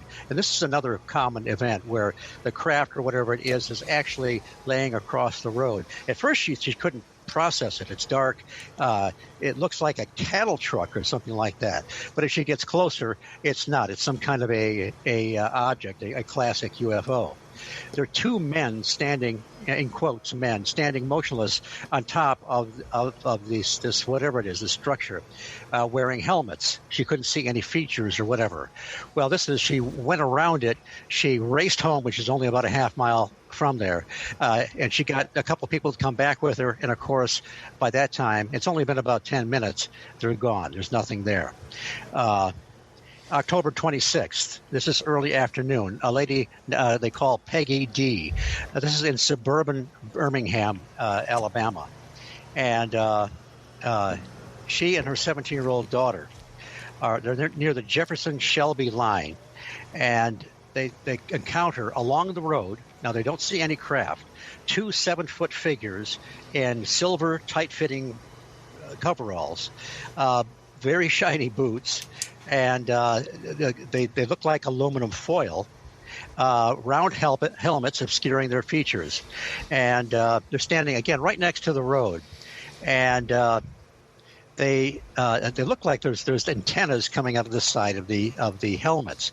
Now, the boyfriend is following in another car, he sees them take off, but he didn't notice or see these, whatever it was, about the side of the road. Now, sometimes, you have to wonder if, I don't think they were filming any movies down there, but what if some people were just dressed up in some kind of costume? I don't know. There's no craft associated with it, so we can't really say this is really anomalous. October 27th, Portland Springs, Maine. 2 young men. This is actually quite a famous case. Yes, David Stevens and Glenn Gray. They suddenly lost. This is just a very brief summation. There's a really, really detailed account in UFO Dynamics by Dr. Bertrand Schwartz, but they were driving along a road, a back road. They see this large cylindrical object that's rising out of a field. They are surrounded by fog, which is another classic event that happens during these things. And they took off, but there was something that compelled them to come back later. Another common event that happens during these things. And so they see the same cylindrical craft, and the one gentleman notices that it has missing time. So he goes back several months later. He undergoes regressive hypnosis, which happens to be with a Dr. Hopkins. And he's actually has a memory of him looking out through the porthole of this thing down at the car that his companion, his friend, is in. And he had an outbreak of poltergeist phenomena when he went home, and had some physical ailments, but never quite could figure out what happened. We won't get into this aspect of it, but there's a really bizarre claim anyway of a classic, very bizarre Men in Black encounter that Dr. Hopkins, who did the regressive hypnosis on this gentleman, had. Tell us. And then also in the same time frame, it was Travis Walton in November. Oh, yes. The famous Travis Walton case where he was in Arizona. They were loggers. And, of course, they all see the craft. They see the flash of light. And Walton disappears for a week and then shows up. And of course, they all pass lie detector tests. I saw Walton speak at an event once. Yes. And a very, very, very strange case. So the thing is, when you look at the, you try to put these things together and make some sense of them. There's an old article in Flying Saucer Review, Dr. Jacques Vallée, who we've talked about a lot on this show. Yes. Back then he was. This goes back a long time ago. He was trying to put these in categories. It seemed like there were what he called the dwarves, the short ones, the normals, and the giants. Yes. Dwarves were often about, in quotes, dwarves, 4.5 feet tall. They usually were wearing something that looked like a diver's outfit. Okay. They would have the large eyes, not quite the grays, perhaps. The normals looked, in quotes, normals looked more like us, but sometimes the eyes were a little larger and even were kind of wraparound. Ooh. And then also we were dealing with giants. Yes. We've talked about giants a couple years ago in whales, dubbed whales, Right. 7-foot giants in silver suits. So you get, and again, you get the throwback. You look at the various traditions of folklore, giants, dwarves, Right. and so forth. Right. And when you look back in the books, like Catherine Briggs will tell you that the fairies, the elementals, they came in different sizes or could change their size. And when you talk about Sir Arthur Conan Doyle, famous author of Sherlock Holmes, Yes. who did a lot of research into folklore, said that the appearance of the fairies and possibly these other elementals and maybe even these supposed aliens, Yes. the appearance is largely dependent on the individual viewing them. So, and then there's some discussion about, remember Lonnie Zamora? Yes. Out in, New Mexico. He was a policeman in New Mexico, had a very vivid sighting of what looked to be an extraterrestrial craft. Very well documented, still mysterious incident. And this is one of the in the category they talk about discover and escape. Often the witness will come up on these entities, and it's like, oh, they're surprised, and then they jump in their craft and take off. Sometimes they appear like they've landed because they're trying to fix something. There's something wrong. Yes. Again, sometimes they'll be like right across the road where they're definitely going to be noticed. And this is a pattern that happens over and over again. And there's other aspects of these entities sometimes they'll be floating. Sometimes they'll just vanish into thin air. Sometimes they're translucent. Almost sometimes you wonder if we're not dealing with something more ghost-like. It seems funny that these same is archetypes the right word? You know, the things that people saw thousands of years ago are similar to what people are seeing, you know, in the more modern era. You know what I mean? It's just odd that those same characters would carry on through the centuries. And they're the fairies of old and the modern day UFO entities are both guilty of creating missing time, taking people away to their underground kingdom or inside their craft or whatever. Remember Alan Godfrey, a police officer in Todmorden, England, in 1980. He had a classic missing time. He was went under regressive hypnosis. It's classic. I mean, he has the examination and so forth. But at one point, he is telling them that there's a big black dog inside the craft. Which is a kind of shades of the black shuck, the black spectral dog that haunts the moors and the old ruins in England. That's the weird thing about England. Not to jump on you there, Switchy, but no, that's right. You know, England is a very strange place. I think it's because it's kind of ancient in a way. The other Romans ran it for 800 years, and it has a long history before that in a sense. But it has a lot of, and it's not that big of a place, but it has like a lot of kind of haunted spots and a lot of these things that we're talking about. Like people see large black dogs in England, and they've been seeing them for years. They see them out in the, out in the woods or whatever. Also, large cats.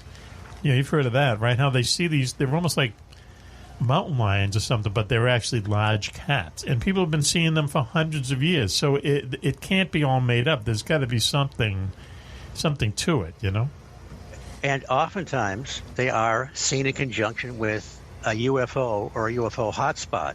There are very strange-looking dogs seen on the Skinwalker Ranch with all the UFO activity going on there.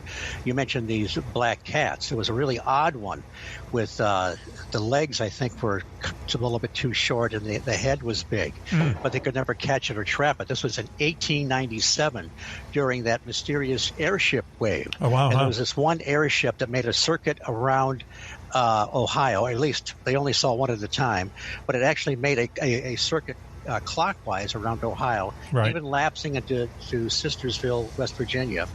And at the same time, between mid-April and mid-May, people were seeing over in Chillicothe area, they were seeing this large black cat that could never catch. But also, they were seeing in Adams County, home of the Serpent Mound, they were seeing something they were calling, this is 1897, they were calling a wild man or a gorilla. Wow. Shades of Bigfoot. So you have the cryptids and the strange craft in the sky all going on at the same time. Right, yeah.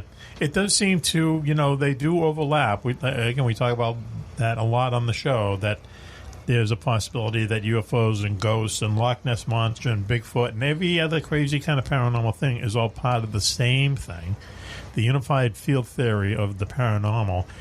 And there's a lot of, and you've brought it up many times, and Jacques Vallée obviously was someone who, was a believer in something along these lines that, hey, maybe they are all part of one thing, Well, he wrote that groundbreaking book called Passport to Magonia.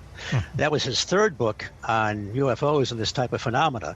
His first two, Challenge to Science and An Anatomy of Phenomena, were very scientifically oriented. He even covered the wave of French landings in the mid-'50s, where a lot of these egg-shaped craft were landing. They would see these sort of almost small, dignified humanoids in the silver suits. Yes.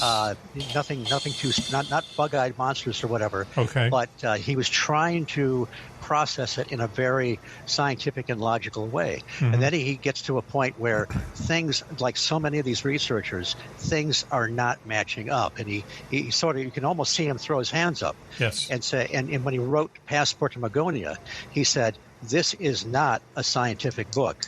And then he goes into giving all the connections between classic fairy mythology Yes. and some modern-day UFO experience. Yeah. You remember the pancakes, Joe Simon? Yes, right, Yeah, yes. yeah, that's classic. Yeah, no maple Eagle River, syrup, Wisconsin. no butter, just the No pancakes. maple syrup, just some bad-tasting pancakes Well, on listen, an open grill. You know what? You've just reminded me of something, okay? The biggest part of the show, we haven't talked about what Switch had for breakfast this morning. We've talked about his donut habit.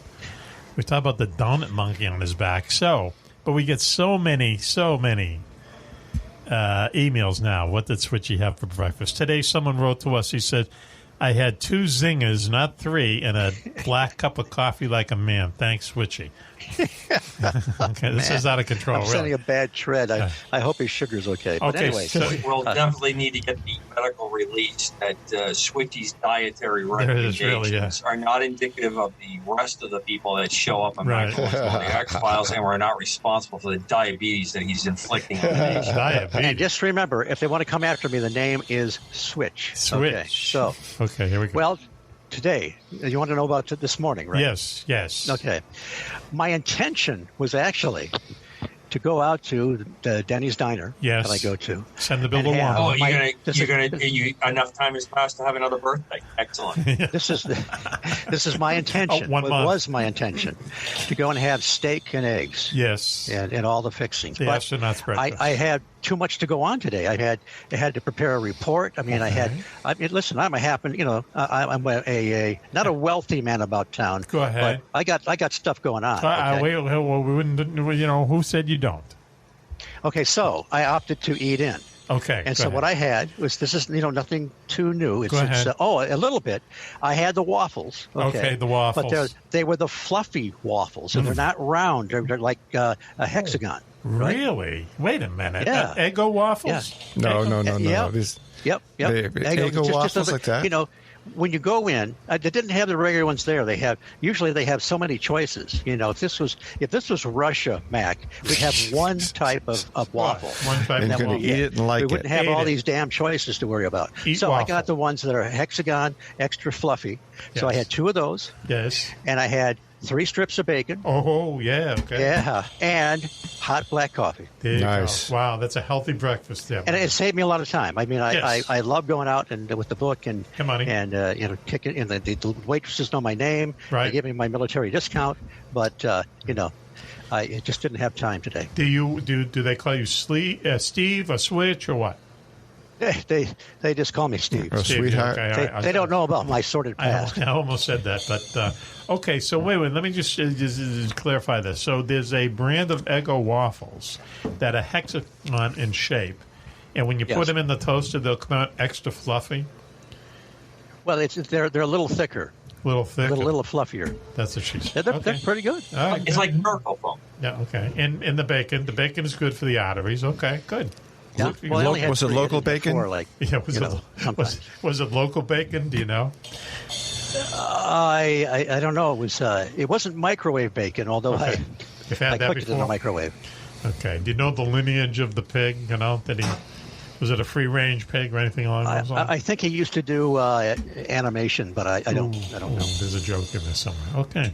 So, Valerie, it's time for the mid-show reading from you. What do you think?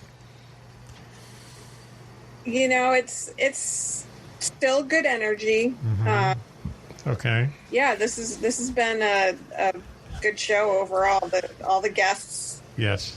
were very genuine, good people. And, Yeah. Okay. Yes. helped keep things flowing well for us. Right. Not many frat boy interventions, right, tonight, because we're all Not kind of tonight. interested. Okay, good. You can't lose with a cartoon guy and a donut lady. Yeah, right. Yeah. What do you right? really? I mean, what's left, really? So, talk about things going together, too, in a very special way. Go ahead. Hey, Mac, I wanted to throw in, this crossed my mind today as I was driving up from the new secret work location. Yes. We used to be crazy about rock bands and names for groups and stuff. Mm-hmm. This just hit me out of nowhere. Go ahead. Psycho Circus. Psycho Circus. As sung by the Killer Clowns. I think the cover of that album would be amazing. The Killer Clowns. Aren't those guys? Psycho Circus. Yeah, Killer Clowns, Psycho Circus. Okay, yeah. I'm thinking of the Insane Clown Posse. Ever see those guys? Yeah. Okay. So you're just making this up, or is this a real band? No, I'm making this stuff Making up. it up. Come on, All JJ, right. keep up with us, Sorry, please. All right, so look. Talk about somebody in definite need of the speedball right there. I'm looking at Donut Love right now, and I'm going, man, that's his speedball. It's not open right now, but I wish it was. There was a archive show that someone pointed out to me. It was a few years ago where we went down the top 10 good names for bands. Do you remember that? Yeah. Remember the one who won that everyone liked? Is it Barbara With read the top 10? I don't remember. Coco and the Coconuts. Which you guys sent me a poster. Yeah, with Coco. Right, yeah, with Coco. It's a Disney poster. I have it right over here on the other side of the studio. Right, yeah. So like Josie and the Pussycats. Right, exactly. Yeah. Right. Coco and lead guitar. Right. So, Valerie, let's talk about you, if you don't mind. Okay? Now, I don't mind. You live an interesting life because not only are you an empath, JJ, I can't keep the microphone out of your shot anymore. It's all right. Okay, Screw you it. sure? You Who sure? cares? What are the Who girls going to cares? say, though? No? Okay. All your fans? He's all glassy-eyed with love donuts. There you go. That's right. Keep moving, Mac. I'm going there tomorrow. He is glassy-eyed, I'll tell you that much. So, Valerie, so you've been in, how long have you been involved in this kind of paranormal aspect of your life? You're an empath. How old were you when you realized that you had this power? Well, I first heard the term empath when I was probably right around 30. So with stop, time out. Okay. Was that like last week? Yeah, well, 30. I know we always joke about this, but for you to say when I was 30 just doesn't... You make it sound like it was a long time ago. Right, yeah. It was years ago. We got to cut that out. Come on, are we kidding me? I'm telling you my age. So empaths know where the fountain of youth is. Yeah, Let's you get ain't some of the kidding. water she's drinking. Yeah, What's going on here? Valerie looks about 18 years old, folks. Okay, go ahead. Please go. We're going to cut that out, by the way. Someday we won't make a big deal out of this, but it is hilarious. Go ahead. That's all right. I'm used to it. I know. Yes, it was a term that I heard because I was interested in the paranormal and I was watching paranormal shows and researching and stuff like that. But I didn't really get into like investigating and stuff until about 10 years ago. And, you guys were talking about, how ghost stuff happens, UFO sightings happen, Bigfoot sightings happen, all in the same region. And, I started this stuff purely interested in the ghost aspect of it. Okay. And, it's once you start looking to one side of it, you can't ignore the other areas. It's not possible. As I developed my mediumship skills, I started having other entities coming through, not just people. So there seems to be some similarity, at least, into, that side of things. So, categorizing them as different things, maybe not, might not be too accurate. Right, sure. Right. Well, they all seem to be odd in one particular way, if you know what I mean. Like certain people, in my mind, certain people see UFOs, certain people see, this kind of paranormal activity, and certain people don't. I don't think I will ever see anything. I don't think I'll see a ghost. I don't think I'll ever see like a UFO. Yet I know people like yourself and other people who have seen them. Whoa, Matt. And I believe them. You two saw somebody walk by the door of the studio. Yeah, Bob. Oh, Bob the Ghost. Yes, well, that's true. Well, I didn't actually see him. JJ saw him. I heard him. And last week when the lights were flashing in here after we did the show, that was a little weird. Okay, but during the big your storm. studio's definitely haunted. Why? Can you tell? You've been here, yeah. right? Yes? Okay, yeah. please. All right, good. Now I'm not the lone crazy person screaming in the dark. Okay. No, you're still crazy. Okay. That's not true. So last week, now that we can get into this, last week when we were doing the show, we were in the middle of a hurricane, literally a hurricane. Yeah. Do you remember the name of it? Isaias or something. Isaias, right. And also a tornado watch, just to make it extra more fun, right? So the lights were blinking on and off. Not blinking, but you'd see them kind of, strobe a little bit. Yeah, a little strobe a little bit, right. You know that something's up. So, and we lost part of the recording and stuff like that, but we kind of managed the way through. I end the Zoom part of the night, right? Now I'm here by myself. And as soon as that happened, these lights start blinking like someone is on a switch. Really. You can hear me on the Zoom. You can hear me on the Zoom tape. I got the door closed. Right. I got Coco's CIA knife. The knife that doesn't get picked up at the airport. You know that, Coco? That you gave me? I know exactly. As a Christmas present once. About. It's not a knife. It's a letter opener. Yeah, well, okay. Remember, it's a letter opener. And I'm telling you, I had the thing. I'll show it to you. And I opened the door expecting someone to be out there, screwing with the lights. It was weird, okay? But as it turns out, the station had gone off the air here. Right. And the blinking light is to warn DJs, who might have cans on that something's going on. Okay. Right. Yeah. Okay. Yeah. Yeah. So when I saw the woman in her nightgown, fly by, though, we can't explain that. That was a throwback from the days when radio stations had to be attended all the time. Right. That it was on the air. Yeah. If the electricity goes those out, were the good old days. You had to hire a DJ or somebody to do it. It blinks. Yeah, it blinks. And here it started blinking. And the DJ is on the toilet. He's going like this. Whoa. Holy. Oh, wow. Come on. What just happened, man? I got to cut that out there, dude. Don't. That's when it always happens. 1850. You just said the yes word. I did? Yeah. Did you remember back that far? 10 seconds, anyway. Thanks for that journey. Anyway, so Valerie, let's get back to you. Okay. What kind of a reading can you take off of Wan tonight? Do you think Wan is a little high energy tonight for some reason? Do you get that vibe? Or do you have a technical term like high drama? High drama. Wan's energy is not what it normally is. I will say that. Really? He's a little off tonight. Yeah, I agree. I went from one studio to another. He's all mixed up. Lost the Zoom connection, so now I'm live in the studio, which is a good thing. Right. Yep. Yeah. I'm hot. You're hot. What do you mean? Put your mask on. It's hot and humid in here. Okay. All right. Yeah, I know. For some reason, Pete, 87 degrees. I don't understand it, but he loves that heat. So how about, let's go right around the board here. How about Coco? You getting any, what's the vibe you get from him? High energy? He's got like some, there's the knife, right? He's got some threatening energy right now. Really. This is the letter. Yeah, this is the letter opener. opener. That's true. Okay. It's a letter opener. Yep, it is a letter opener. Okay, I almost opened up someone's letter.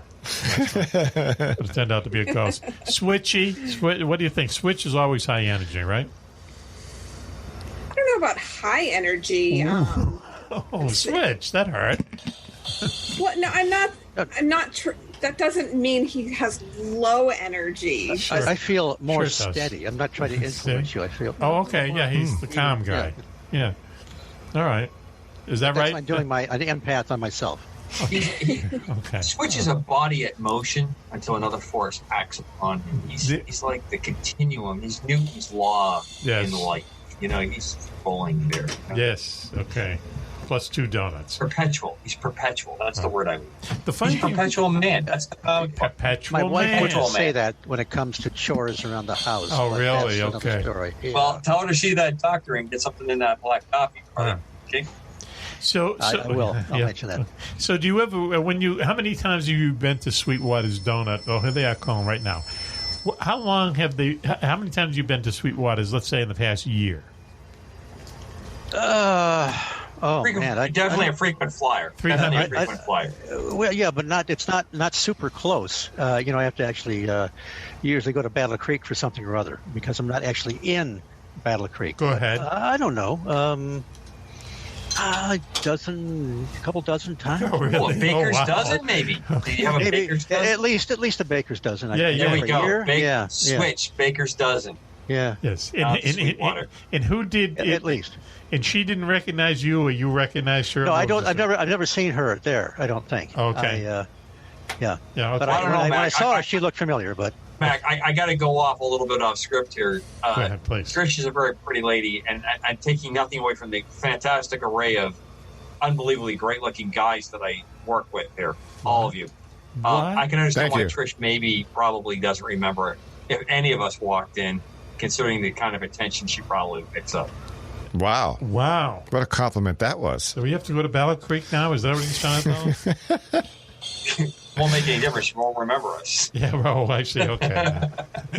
It is a circle, isn't it? Okay, all right. Well, that's interesting. Valerie, do you have any love of donuts that we can talk about? I do love donuts. I'm going to the place you recommended tomorrow. Yeah. Oh, yeah. We're all, definitely. Donut love. Thanks for mentioning it, Valerie. But you're welcome. Isn't there something about donuts where I always feel guilty eating a donut because there's nothing in it that's good for you? Well, there is. There's some stuff in there that's... What? The sugar? I refuse to give in to guilt. There you go. Thank you, Val. Now, these donuts are made with potato dough. Oh, what, the sweet potato? No, this is a Donut Love. Potato dough. That's okay. Potato bread is place. actually pretty good. I've had potato bread. Okay. That's good for you. It's a carb, but it's good for you. Mr. Mack, before we run out of here, 3 minutes. You had me, on alert for ghosts on aircraft carriers, Beirut explosion. Is there a question tonight? We have 3 minutes to go, but let me just throw this to you real quick. I mean, really, literally 3 minutes, right, JJ? 47? Yep. So the grenades coming, is the pin in or out? No. About Beirut, okay? So 2 minutes, is the pin in or out? How is this going? Well, no. Let me just ask you the question: is it just the normal state of affairs that you would keep 5,500 tons of ammonium nitrate next to a fireworks factory in Lebanon? That's just the way it is. So here's a little story on the ammonium nitrate. It was headed for Africa, and everyone has this cover story that it was to grow food in Africa. Go ahead. Unfortunately, it was weapons-grade ammonium nitrate from our friends in Russia.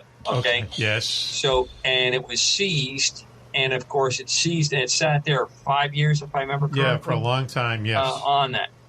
And if it's accidental or if it was on purpose, kind of remains to be seen. I've had everyone send me pictures that it was a fuel air bomb, which is when you have those two-part systems where you drop one and then another device comes through and it ignites the cloud. Yes. I've heard the story of the welder. I heard that they were doing some welding, the fireworks went off. Really? Yeah. Some of the reports that have gone on make it sound like it was an industrial accident, but nothing. And when you think about that amount of material, yes, that close to in that region, yes, with Hezbollah, Israel, all the various groups that are running around. Here's the question I have for you. It's not a very good answer, but here's the question I throw back at you. Go ahead. Why did it take as long as it did what took for this so long? stuff to go off? Exactly. Right. That's what they say. Yeah. Right. It's like when you see that video, if you are ever going to see a mushroom cloud and an atomic bomb go off and live, it's going to look like that. Yeah. It's just because you see that shock wave just coming, and it's on you instantaneously. You just see it coming, Amazing. And the amount of damage that just happened just in that, Just disintegrated everything.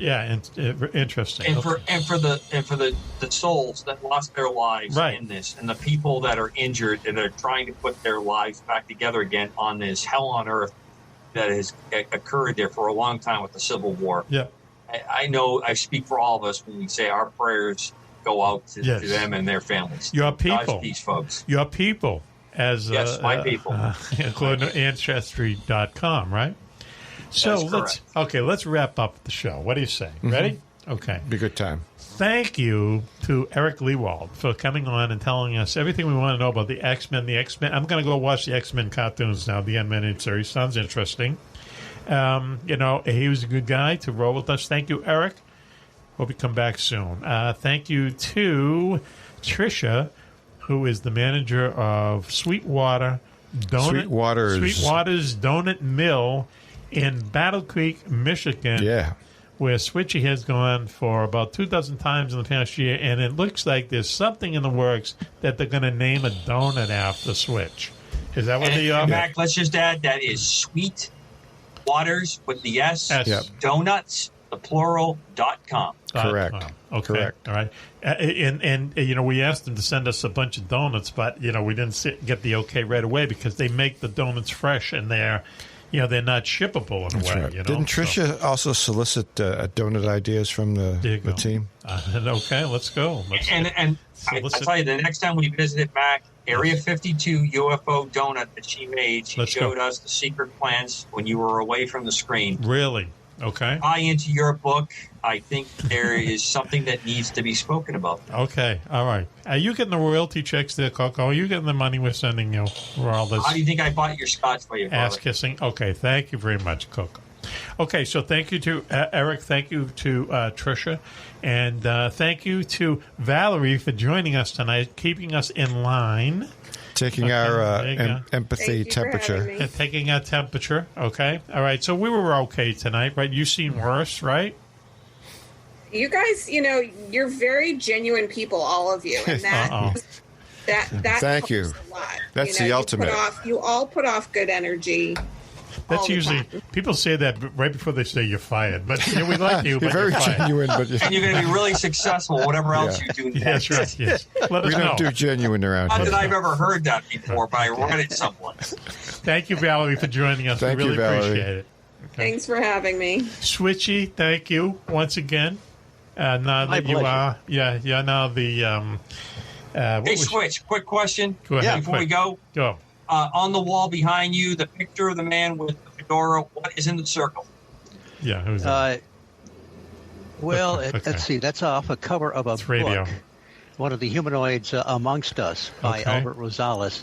I'm not really sure. Maybe get to us next week. Yeah, I will. Sergeant Schultz. Sorry, but it's one of the great books. No. I don't have the answer. Sorry. Thank you, Switchy. Thank you. Switch is now the David Cassidy, and we're the rest of the Partridge family, right? I mean, he's going to come out front? Good one. Well, as I get bigger and bigger, I'll have to say breaking up is hard to do. There you go. Val's got kind of a Susan Day kind of look. There you go, Val. All right. She's available. I mean, I don't know. I assume you are. I'm thinking that your superpower name should be Stormy, right? Stormy? Isn't that what he was mentioning earlier in the X-Men? Stormy? Storm was one of the characters. Storm. How about that? With the big S on What, for Valerie? Yeah. No. No? No. No? Okay. We'll have to know. Well, it wouldn't be that she's stormy. It would be that she controls She's like the elements. calm. Why would she leave it up to us? Think about it. My dad used to say he could control the weather. There you go. Really? Storm. Any good dad that hasn't taught her kids. Wow, we'll have to talk about this sometime. Right. What tools was he using to try to do that? We'll find out next His show. Sicilian genes, apparently. There we go. Well, they can't control the weather, and don't argue with them. Look. That's right. Ding, ding. Here we go. So thank you, Switch, Coco, Valerie. Thank you, there, Wani, for joining us. You're welcome. I live for this. Listen to us on podcasts, 16 different platforms on podcast. I love, what is it? I love radio. What is it? iHeartRadio.com, Stitcher, Podbean, Spotify, Apple Podcasts, Spotify, right? Yep. And Alexa. Walk into a room and scream Mack Maloney's Military X-Files. If there's a device there, it will start playing. That's right. It's probably an eavesdropping device. Yeah. On Alexa, just go to Alexa, play Mack Maloney's Military X-Files on Apple Podcasts. Suddenly we are there. I hear we're a favorite with the NSA crowd, but I don't want to go into Okay, those are someone's listening. Also, Homes for Our Troops. Please go to homesforourtroops.com on Google them. They are the people who build homes free of charge to wounded veterans from the Afghan and also the Iraq wars. They're going to be coming on pretty soon. One is now honchoing our connection to Homes for Our Troops, correct? That's right. We're going to try and do something together here. Nice people. Okay, Homes for Our Troops. Also, I got a plug, the Kalishnikov Kiss and also Sea of Moons. That's codename Starman.